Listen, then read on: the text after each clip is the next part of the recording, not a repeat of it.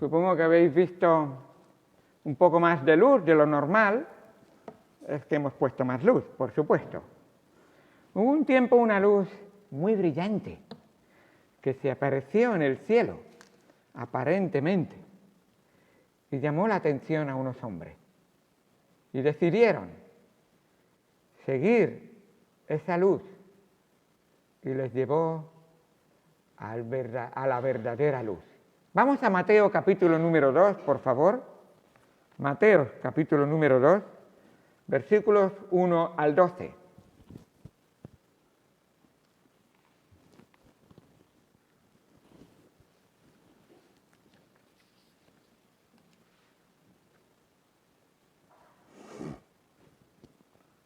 Dice así la palabra de Dios. Cuando Jesús nació en Belén de Judea, en días del rey Herodes, vinieron del oriente a Jerusalén unos magos diciendo: ¿Dónde está el rey de los judíos que ha nacido? Porque su estrella hemos visto en el oriente y venimos a adorarle. Oyendo esto, el rey Herodes se turbó y toda Jerusalén con él.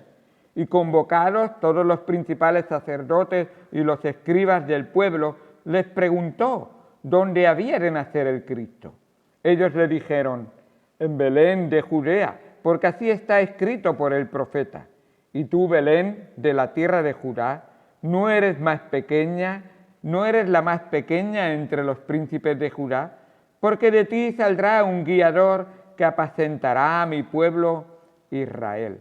Entonces Herodes, llamando en secreto a los magos, indagó de ellos diligentemente el tiempo de la aparición de la estrella.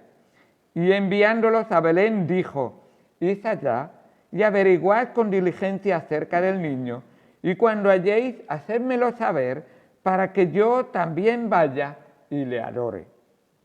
Ellos, habiendo oído al rey, se fueron, y he aquí, la estrella que habían visto en el oriente iba delante de ellos, hasta que llegando se detuvo sobre donde estaba el niño. Y al ver la estrella, se regocijaron con muy grande gozo. Y al entrar en la casa, vieron al niño con su madre María, y postrándose lo adoraron, y abriendo sus tesoros le ofrecieron presentes: oro, incienso y mirra. Pero siendo avisados por revelación en sueños que no volviesen a Herodes, regresaron a su tierra por otro camino. Hasta ahí leeremos. Vamos al Señor en oración. Amado Padre Dios Santo, gracias por tu palabra y gracias porque en tu palabra está exactamente lo que tú querías que nosotros supiéramos. No hay ni más ni menos. Y aunque a veces pensemos que es poca información, es suficiente información para que la fe y la verdad se junten en Cristo, Señor. Y así es, tú pides de nosotros fe y tú nos das la verdad. Porque no es fe cuando duda de la verdad. Y por supuesto, el único que siempre dice la verdad es Dios, es Jesucristo, es la palabra de Dios. Por eso, Señor, queremos que tú aumentes nuestra fe, para que creamos y tu Santo Espíritu nos abra los ojos del entendimiento y la vista para poder verte a ti, Señor. Muéstranos en esta tarde esas grandes verdades en el nombre de Cristo Jesús. Te lo agradecemos y te lo pedimos todo. Amén. Amén. El libro de Mateo es un libro fascinante. Está colocado al principio del Nuevo Testamento de manera magistral. El Espíritu Santo lo colocó ahí. Y yo creo que es obra de Dios totalmente que lo tengamos al principio. El tema principal del libro de Mateo es Jesucristo. El tema principal del Nuevo Testamento, ¿cuál es? Jesucristo. Por supuesto. Ya lo vemos comenzar acorde a toda la palabra de Dios. Qué bueno. Mateo, Marcos, Lucas y Juan, todos nos dan un retrato único de Jesucristo. Cada uno parece que hace la fotografía desde un ángulo diferente. del Señor Jesucristo. Nos muestra los detalles del mismo Señor Jesucristo, pero parece que son desde diferentes ángulos, siendo una única persona. Vemos a Mateo. Mateo nos presenta al Señor Jesucristo como el soberano que viene a gobernar. Nos enseña la palabra de Dios, que Él viene a gobernar y Él tiene toda la autoridad. De hecho, Mateo, capítulo 28, versículo 18, palabras del mismo Señor Jesucristo, y si hay una forma de tener poder después de haber resucitado, o sea, aquí estoy resucitado, dice, toda potestad me es dada en el cielo y en la tierra. Por tanto, y luego ya continúa hablando para cada uno de nosotros. Ese es el hombre, el que quiere presentar Mateo. Tenemos Marcos. Marcos nos presenta al Señor Jesucristo como el siervo que viene a servir y a sufrir. Así nos dice Marcos capítulo 10, versículo 45, porque el Hijo del Hombre vino para servir y, por supuesto, dar su vida por muchos, para que creamos en Él. Lo leo literalmente, porque siempre me gusta no añadir ni quitar, y en el 10:45 nos dice la palabra de Dios, porque el Hijo del Hombre no vino para ser servido, sino para servir y dar su vida en rescate por muchos. Qué bueno ver ahí cómo Marcos enseña al mismo Señor Jesucristo que Mateo. Pero ¿os dais cuenta? Diferente ángulo. Tenemos a Lucas. Lucas vemos que él presenta al Señor Jesucristo como el Hijo del Hombre. El Hijo del Hombre que viene a buscar y a salvar lo que se había perdido. Y por supuesto, en Lucas 19, capítulo número 10, estoy diciendo en cada caso textos, por supuesto, textos principales del libro. En Lucas 19, versículo número 10, dice, porque el Hijo del Hombre vino a buscar y a salvar lo que se había perdido. Qué bueno ver ahí al Hijo del Hombre que vino. Y luego tenemos a Juan, y Juan presenta a Jesucristo como el Hijo de Dios. Y lo vemos ahí, el Hijo de Dios que viene a revelar y a redimir. Él viene a revelar a Dios y a redimir. Nos dice en Juan capítulo 1, versículo número 14. Precisamente, y le hemos tratado ese versículo muchas veces, dice, y aquel verbo fue hecho carne y habitó entre nosotros y vimos su gloria, gloria como del unigénito lleno del Padre, como del unigénito Hijo, como del unigénito del Padre, lleno de gracia y de verdad. Versículo 18, a Dios nadie le vio jamás. El unigénito Hijo, que está en el seno del Padre, Él le ha dado a conocer. Él vino para revelar a Dios, para mostrar a Dios, para enseñar la palabra de Dios. De hecho, el Evangelio de Juan fue escrito con ese propósito. Nos dice en el capítulo número 20, versículo 21, 20:31, perdón. Juan 20:31. Pero estas cosas se han escrito para que creáis que Jesús es el Cristo, el Hijo de Dios, y para que creyendo tengáis vida en su nombre. Así que vemos ahí realmente esos 4 retratos de la misma persona, de Jesucristo. Pero es llamativo. Tienes a Mateo que presenta a Jesucristo como el soberano, como el rey, como el Mesías, el ungido de Dios. Y tienes en contraste a Marcos, que presenta al Señor Jesucristo como el siervo. ¡Qué contraste! Y sin embargo son la misma persona. Toda la autoridad, toda la humillación. Y son la misma persona, en un sentido. El siervo de Dios. Y si lo ves ahí, que vino para servir. No es un rey el que tiene que ser servido, pero aquí tienes al Rey de Reyes, mostrado por Marcos. como el que vino para servir y dar su vida en rescate por muchos. ¡Qué bendición! Tenemos también a Lucas, que presenta al Señor Jesucristo como el Hijo del Hombre. Es el hombre de entre todos los hombres, el único hombre verdaderamente. Y luego tenemos a Juan, que nos presenta a Jesús como el Hijo de Dios. Aquí le tenemos la parte hombre y Dios, que parece que hay un gran contraste, pero es la misma persona, por supuesto. Así que nos llama mucho la atención. Mateo nos habla de ese soberano. Un soberano, un rey, necesita, por supuesto, que su genealogía le refute su derecho a reinar.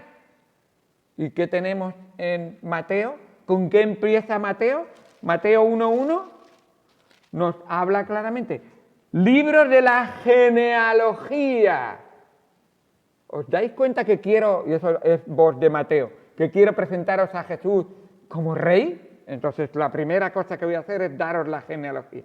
Libro de la genealogía de Jesucristo, para que sepáis que es hijo del rey, hijo de David, lo primero que digo. Y lo segundo, para que veas que viene de la línea israelita, te digo, hijo de Abraham. Ahí es donde empiezan los judíos, la ración judía, por decirlo de alguna manera. Entonces, hijo de Abraham, ahí lo tienes, la genealogía. Pero sin embargo, es muy relevante la genealogía de un siervo. Marcos no presenta ninguna genealogía. Marcos no presenta nada, ninguna genealogía de él. El siervo, es irrelevante la genealogía de un siervo. Nadie está interesado en saber si un esclavo de qué ascendencia tiene. Y no lo presenta ninguna ascendencia. Y nos llama mucho la atención. Sin embargo, vemos que Lucas presenta al Señor Jesucristo como el hombre. Y como hombre, si te vas a la genealogía de Lucas, te das cuenta y dice, como hombre, este es el hombre de verdad. Y te voy a enseñar tu ascendencia, tu genealogía. Viene desde Adán. Y se va la genealogía hasta Adán. Y presenta ahí la genealogía desde Adán. Y qué bueno. Pero sin embargo, ¿qué genealogía tiene Dios? Juan no presenta ninguna genealogía. Dios, ¿hay alguna razón en la Biblia, algún versículo en la Biblia que trate de enseñar y decir, Dios existe, es que Dios existe, tienes que, mira, te voy a dar pruebas de que Dios existe? La Biblia no da pruebas de que Dios existe. ¿Da alguna prueba? Génesis 1:1 de que Dios existe. Dice, en el principio creó Dios. Pero si no, yo no sé si Dios existe. Es que no hay otro. Dios sí que existe. ¿Cómo empieza Juan? En el principio, ¿te das cuenta? Jesucristo siempre ha existido. Jesucristo Dios siempre ha existido. No tiene principio ni tiene fin. Jesucristo hombre nació en Belén, no tiene fin. Ahí lo tenemos. ¡Qué bueno! Pero volviendo otra vez y trayendo a Mateo, capítulo número 2, yo quisiera, al tener esto en cuenta, quisiera llevaros a la historia que se nos presenta en Mateo capítulo 2, versículo 1. Nos dice algo que llama mucho la atención. Cuando Jesús nació en Belén de Judea, en los días del rey Herodes, y resalta ese rey porque es muy llamativo, un rey Herodes que no era judío, que era era edomita, no sé de qué, no tenemos genealogía de él, pero se supone que de los que no tenían derecho a ser rey en Israel, por supuesto. Y lo remarca ahí. Y dice, vinieron del oriente a Jerusalén unos magos. Y llama mucho la atención. La palabra mago, la veremos en un momento, es en el original muy diferente a lo que hoy nosotros entendemos o pensamos que significa mago. Y lo veremos en un momento. Ahora, pregunto, ¿quiénes eran estos magos de Oriente? Que nos dice que fueron reyes. Se nos dice que eran 3. Se nos dibuja en postales, incluso que parece que son de 3 colores diferentes de piel. Incluso algunos han tratado de decir que son los descendientes que representan a toda la tierra de Sem, Can y Jafet, que son los hijos de ¿quién? De Noé. ¿De quiénes se pobló toda la tierra? De los hijos de Noé. Entonces, se nos representa a veces uno negrito como si fuera un etíope, otro se nos representa de muy blanquito y otro de otro color, yo qué sé, intermedio. No lo sé, pero son representaciones. ¿Quién ha dicho eso? ¿Qué nos dice la Biblia? ¿Qué nos muestra la palabra de Dios? Dice que vienen de Oriente unos magos. Así que llama la atención, e incluso se nos dicen los nombres. Melchor, Gaspar y Baltasar. Puedes buscar en toda la Biblia que no aparecen para nada. Para nada. Y las tradiciones son muy recientes, incluso, en cuanto a estas cosas. De hecho, se nos dice que han encontrado en el siglo XII, o sea, han pasado 1200 años, en el siglo aproximadamente, en el siglo XII, se nos dice que el obispo Reinaldo de Colonia encontró los cráneos de los reyes magos Melchor, Gaspar y Baltasar, así los llaman. Incluso hoy hay a esa catedral de Colonia mucha gente que va a ver las cabezas de esos reyes, porque en una ataúd muy lujosa ahí los muestran. Y tú dices, ¿cómo? ¿Y cómo lo supo este obispo? Porque cuando descubrió y encontró esos cráneos, tenían los ojos dentro, esos cráneos. Y esos ojos, él sabía que eran los reyes magos porque estaban mirando hacia Belén. Y dices, ¿cómo? Que estaban los cráneos y los ojos miraban hacia Belén. Y de ahí viene la devoción a los reyes magos. Así que te quedas un poco sorprendido diciendo, me cuesta creer esas cosas. Pero ¿qué me dice la Biblia? ¿Qué me enseña la palabra de Dios? Vuelvo a leer lo que nos dice la Biblia. Vinieron del oriente unos magos. Eso es todo lo que tenemos, unos magos. Luego nos dice que siguieron una estrella. ¿De dónde viene la palabra mago? Ahora, la palabra mago no es la primera vez que aparece en la Biblia. La palabra mago no significa lo que hoy en día tenemos idea de gente que hace trucos de magia y gente que hace cosas. La palabra mago original tiene que ver, tiene varias acepciones y se aplica a varias cosas. Originalmente los magos eran una tribu de Media y la palabra mago es magoe, es como se les llamaba a esa tribu de los medos.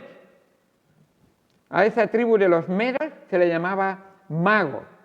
Magoe realmente se escribe y se ha escrito literalmente y eso es lo que tenemos ahí. Y esa tribu era como si fuera la tribu de Leví. Esa tribu de toda la nación, una tribu, esa tribu era la que ejercía la religión persa y tenía la función, en la religión persa tenía la función sacerdotal. Eran los sacerdotes de los persas y llama mucho la atención. Ahora, puesto que estos sacerdotes se interesaban mucho en la astronomía. Astronomía es la ciencia que estudia los astros y las estrellas. Pero también, y la línea es muy fina, estudiaban la astrología. Y la astrología realmente es esa superstición sobre las estrellas. Mira, si se le alinean, entonces es que te vas a casar, si no se alinean es que te va a caer una catástrofe, y hacen de ahí los signos de zodiaco y todo lo que, todas esas, los horóscopos, diría yo. Menudo horror, porque los horóscopos y todas esas cosas. Claro, en el antiguo Oriente, estas cosas no se separaban totalmente. De hecho, solían llevar en sus vestidos muchas varitas y echaban las varitas y echaban suerte. Y decían, si las varitas salen así, salen así. Y llamaba mucho la atención. Y algunos de vosotros, uy, vaya cosas. Bueno, ¿sabéis lo que es el urín y el turín que utilizaban los sacerdotes? Eran varitas que según salían más largas o más cortas tenían que ver para echar suerte. Y tú dices, vaya, yo no imaginaba eso. Así que tenían muchas cosas que habían sido copiadas, no era la religión verdadera, pero habían sido copiadas. Eran estos sacerdotes de Magoe, esta religión, eran monoteístas, creían en un solo Dios, un Dios todopoderoso, que se manifestaba en el fuego, y ellos así lo creían. ¿Se ha manifestado alguna vez Dios en fuego? ¿Os acordáis cómo habló Dios a Moisés? La zarza ardiente. Tenían cosas que habían ido copiando. Si leéis, y no tenemos el tiempo de ir a Números, 26 creo que es, ahí tenemos a Balaam, un sacerdote del Dios Altísimo, que nos llama la atención, que es llamado por Balac para que maldiga a la nación de Israel, y él dice, no la llega a maldecir, sino que dice, de esta nación de Judá saldrá una estrella que guiará a su pueblo. Y tú dices, vaya, ya desde entonces. Bueno, total que vemos realmente que en los babilónicos ya tenían Magoe, este grupo de personas que siempre estaban como consejeros, como aquellos que consultaban para ver si irían a la guerra o no irían a la guerra, aquellos que investían a los reyes, y luego los medos y los persas, por supuesto, también. Os llevo, y entonces decimos, ¿cómo es que llegaron a tener conocimiento del verdadero Dios Altísimo y llegaron aquí? Ir conmigo, por favor, a Daniel capítulo número 2. Daniel capítulo 2.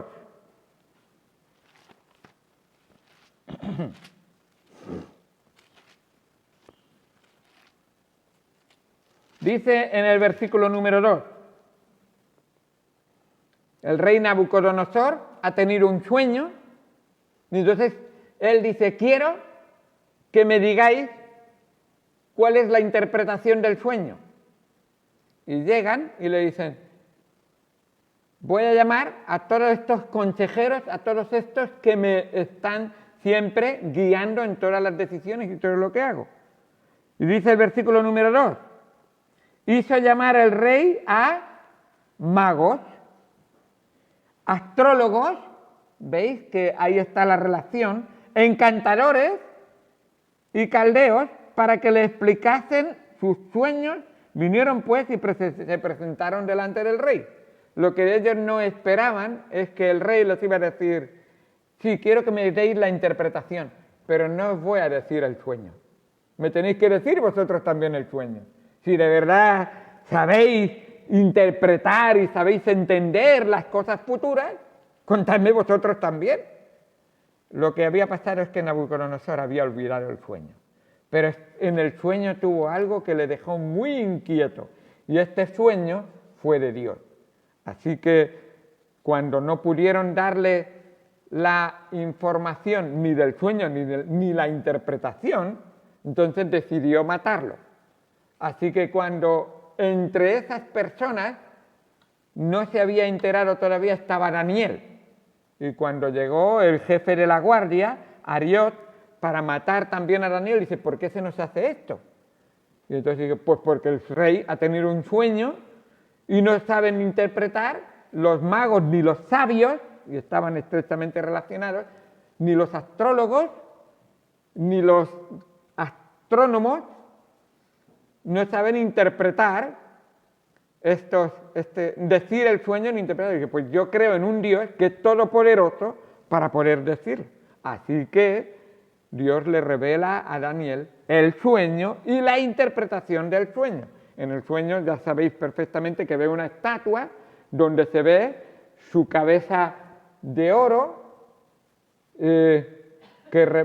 a ver, la estatua. Bueno, la estatua donde se ve el imperio babilónico, el imperio medo-persa, el imperio griego y el imperio romano en la estatua.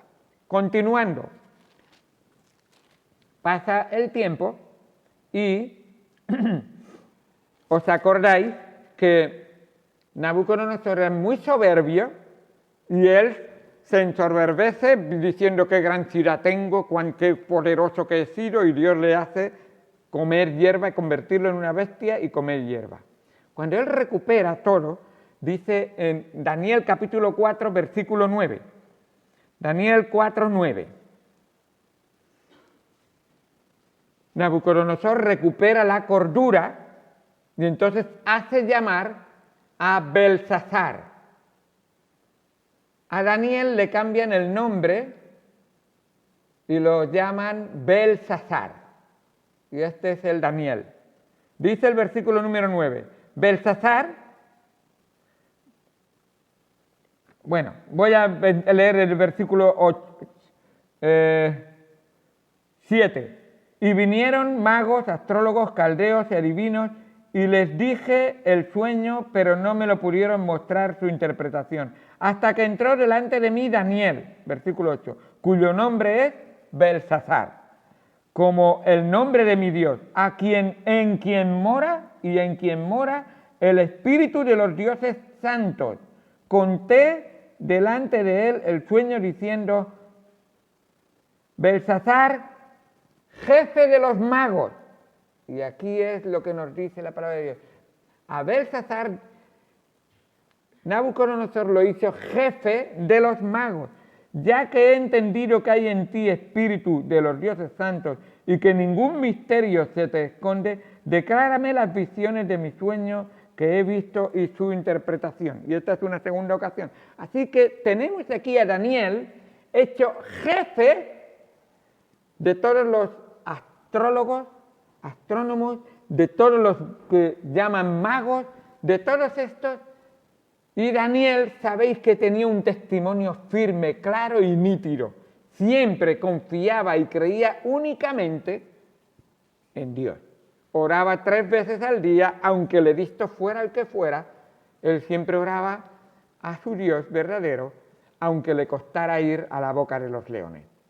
Aunque los leones no le comieron, porque Dios le protegía. Así que tenemos aquí una ocasión preciosa y perfecta para entender y esto a propósito, Daniel gobierna por 3 reyes en el libro de Daniel. Entonces tenemos verdaderamente ahí como Nabucodonosor, el hijo de Nabucodonosor, y luego los medopersas que conquistan al hijo de Nabucodonosor, siguen poniendo a Daniel como jefe de todos los consejeros. Y como jefe de los consejeros, no me cabe duda que tenía un testimonio claro, nítido, y que tenía los rollos de la palabra de Dios y enseñaba como jefe de los consejeros a los demás consejeros del rey, entre ellos los magos, esta gente, y les enseñaba la verdad. Ahora, todo esto para decir que estos magos eran una casta, una clase de gente muy importante. Cada rey, estos magos se reunían y eran los que le investían como rey, le reconocían como rey, le elevaban como rey, lo vestían como rey.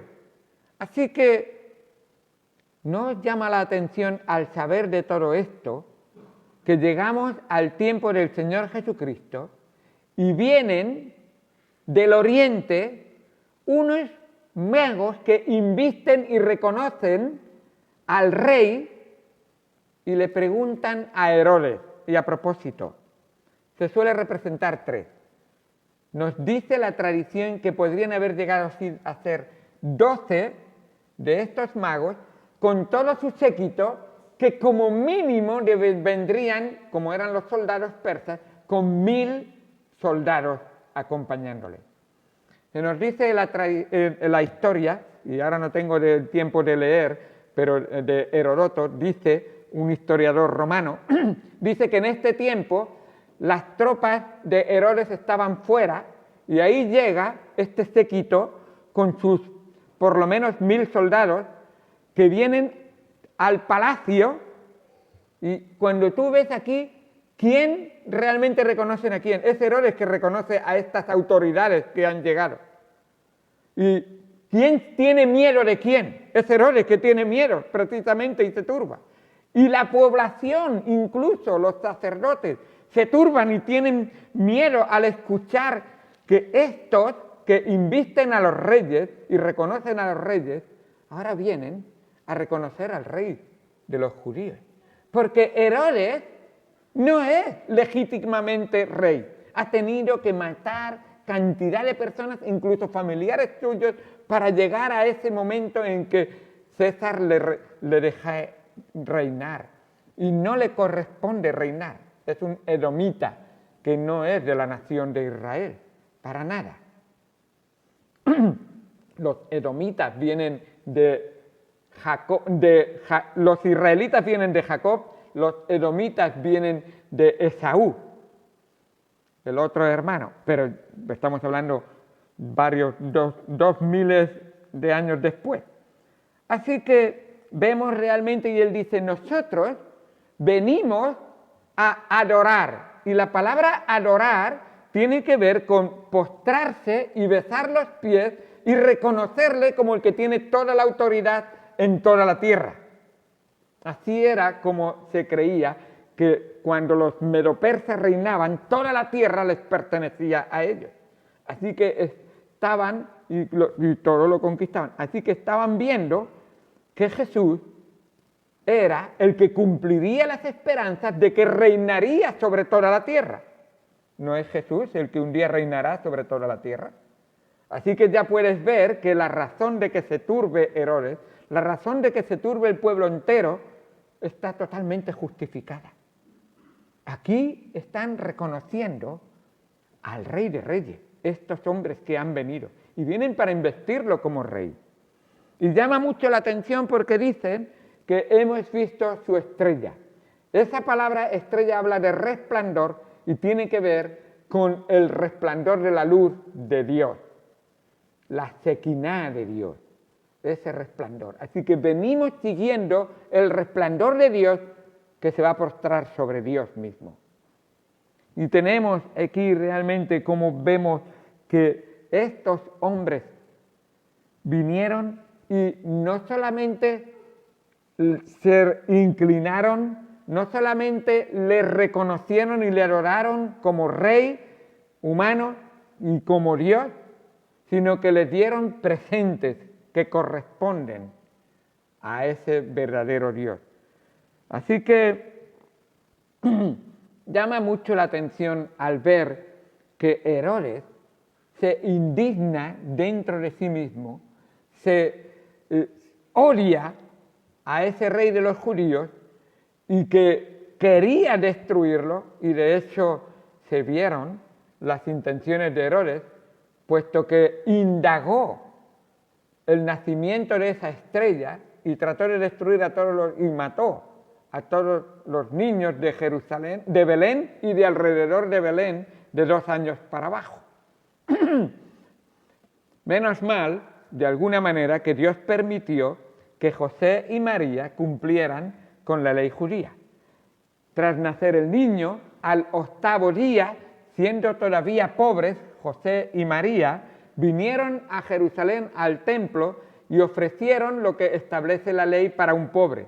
2 palomas se ofrecieron en sacrificio para purificar a María tras el parto. Porque Jesús siempre fue puro, por supuesto.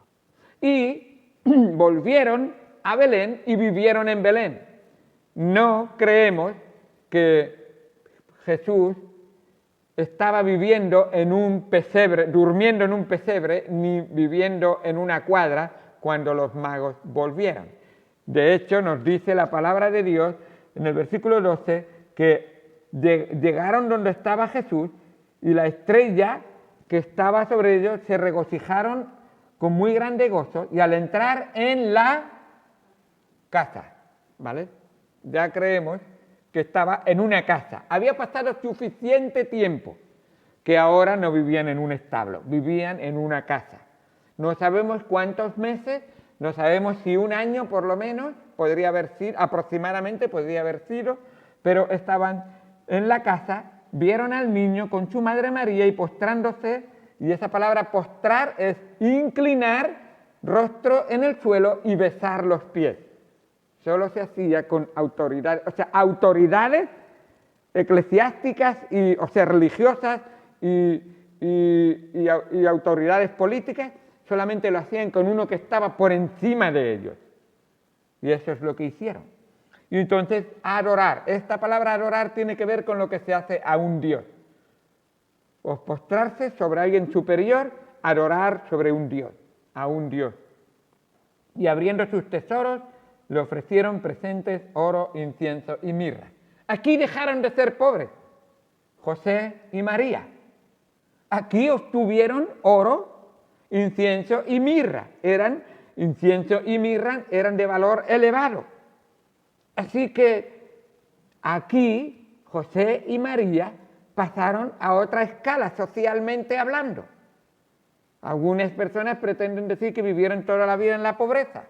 Y si tuvieron que viajar, ahora tuvieron medios de transporte que podrían comprar y de hecho vivieron en Egipto un buen tiempo y no sabemos qué oficio podría tener José o ninguno durante ese tiempo. Tuvieron suficiente dinero para vivir ese tiempo en el que Herodes, por más que lo intentara buscar, no lo encontraría. Nos dice el versículo número 13. Después que partieron ellos, he aquí un ángel del Señor apareció en sueños a José y dijo, levántate, toma al niño y a su madre y huye a Egipto y permanece allá hasta que yo te diga. Así que se cree que por lo menos 4 años estuvieron, o 6, estuvieron ahí hasta que Herodes murió. Así que vemos realmente cómo todo estaba perfectamente orquestado para que la voluntad de Dios se hiciera. Ya os conté cómo Dios llamó a Jesucristo de Belén, cómo llamó y dijo que vendría de Belén, como nos dice la palabra de Dios que sería llamado de Egipto y también como sería llamado Nazareno, de Nazaret. Y qué bueno es ver cómo Dios todo lo hace perfecto. Me llama mucho la atención. ¿Qué es peor? No voy a mirarlo ahora. ¿Qué es peor al ver esta situación? Nos dice la palabra de Dios, oyendo esto, versículo número 3, oyendo esto el rey Herodes se turbó y toda Jerusalén con él. Y llama la atención, se turbó. Yo pienso, si en mi iglesia me están diciendo Cristo viene pronto, Cristo va a venir, y el día que viene Cristo, digo, no me lo puedo creer, no lo acepto, incluso me da rabia que venga Cristo. ¿Qué es lo que estás escuchando? ¿Qué es lo que estás aprendiendo en tu iglesia? ¿Qué es lo que te está llamando la atención? Pues tenemos aquí Herodes que odia que venga Cristo. Odia al rey. No quiere reconocerlo. Y tú dices, pero es que claro, como él era un rey, entonces él odiaba que viniera otro rey. ¿Por qué el mundo no quiere aceptar a Jesucristo? Porque él viene a reinar en el corazón. ¿Quién está reinando en el corazón de la gente que no quiere que reine Jesucristo? Yo soy mi rey y no quiero que otro reine sobre mí. Así que tenemos la misma situación. Gente como Herodes, que no quiere al Señor como el rey de su corazón. Algunos dicen sí, pero sabes que hay mucha gente, incluso los religiosos, estos que le dijeron, sí, Jesús viene y va a nacer en Belén. ¿Qué es peor? ¿Uno que va contra el Señor o uno que es indiferente al Señor? ¿Qué es peor? ¿Ir en contra o ser indiferente? Le pregunté a Marcos, ¿qué es peor? ¿Ir en contra o ser indiferente? Y él me dijo, ni lo sé ni me importa. Una broma me quiso gastar. Pero esa es la realidad del corazón hoy en día, de la sociedad. Ni lo sé ni me importa. Es indiferencia. Y es lo que vemos hoy en día. Lo vemos en el mundo, lo vemos en las personas, les hablas de Cristo, les regalas un calendario, les dices que habla del Señor. Muy bien, me parece bien. Otros ni lo reciben, porque les da igual, ni me interesa ni me importa. El Señor Jesucristo dijo, ojalá fueses frío o caliente, por cuanto eres tibio, te vomitaré de mi boca. Y esa es la característica de la sociedad en que vivimos ahí. Vivimos en una sociedad que le es indiferente. No lo sé ni me importa. Que Cristo viene, que Cristo es Dios, que Él es el único camino, es la única verdad, que Él es el único que nos puede llevar al cielo. No me importa. No me interesa. No estoy interesado en saber más. No importa. Esta sociedad perdió la mejor oportunidad de conocer la verdad, la luz, el camino, la verdadera vida. Pero me temo que estamos en una sociedad en que nos encontramos con la misma situación. Indiferencia a Dios, al Señor y a la palabra de Dios. Por lo tanto, el Espíritu Santo, por más que insiste en tocar el corazón dice, por aquí me entra y por aquí me sale. Qué triste. Lo triste es que la indiferencia y la rebeldía, al final de la vida, cobran las mismas consecuencias. Perdición eterna. Herodes, que iba en contra, y toda la sociedad de su tiempo, que le daba igual, al final recibieron la misma condenación. El infierno. ¡Qué triste! Dios quiera que tú y yo podamos no ser en ningún momento indiferentes al mensaje de la palabra de Dios y seamos calientes y debemos, con poder del Espíritu Santo, el mensaje de la salvación y de la verdad. Vamos al Señor en oración.